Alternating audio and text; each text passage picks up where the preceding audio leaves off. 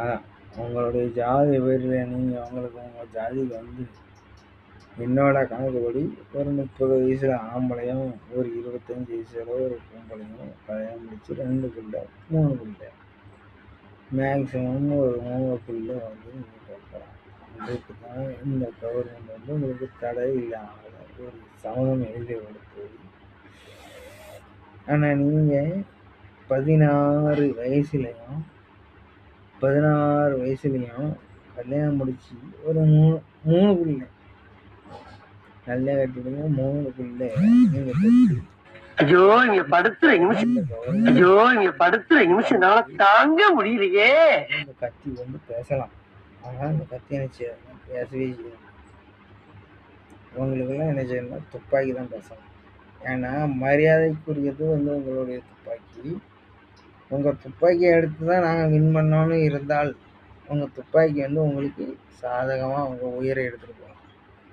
ஏன்னா உங்கள் அம்மா வந்து என்கிட்ட வந்து போட்டி போட்டு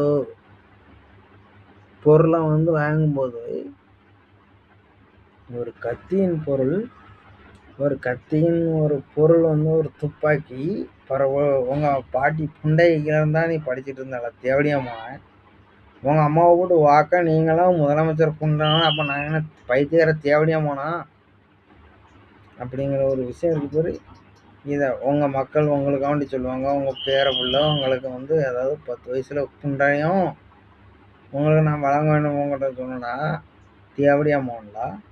என் சட்டமே இல்லாமல் என் வீட்டிலேருந்து ஒரு பைசா கூட வராது, தெரிஞ்சு வச்சுக்க. என் வீட்டில் நான் அன்னதானமே பண்ண மாட்டேன் தேவடியாமான்ல, எவனுக்கும் தர மாட்டேன். ஏதாவது ஒரு பிச்சைக்கார தேவடியாமான்ட்ட கிளங்குறான்னு சொல்லி ஒரு பிச்சைக்கார தேவடியாமா புண்டாந்து உப்படைப்போம் அவங்களோட. அந்த புண்டை பிறந்தே தான் உங்களுக்காண்டி பேசணும் தவிர அந்த என் ஜேபிஎல் கவர்மெண்ட் வந்து உங்களுக்கு வந்து உதவியே செய்யும். அதில் பிச்சை எடுத்து நீங்கள் வந்து தேவடியாமான்லாம் என் முன்னாடியே நீங்கள் செத்து அழியும் போச்சுல உங்கள் வீட்டில் வந்து காரி ஏறி அது எனக்கு வரல.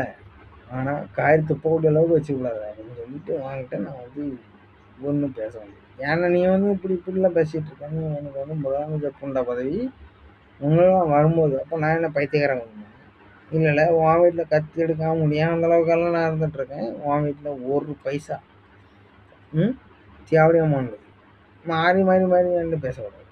நான் அந்த அளவு சொல்லிட்டுருக்கேன். உண்மையாகவே உங்கள் வீட்டில் வந்து ராஜாக்கா மாறு புண்டையே நக்கான் அப்படின்னு சொல்லி உங்கள் வீட்டில் பேசலாம்.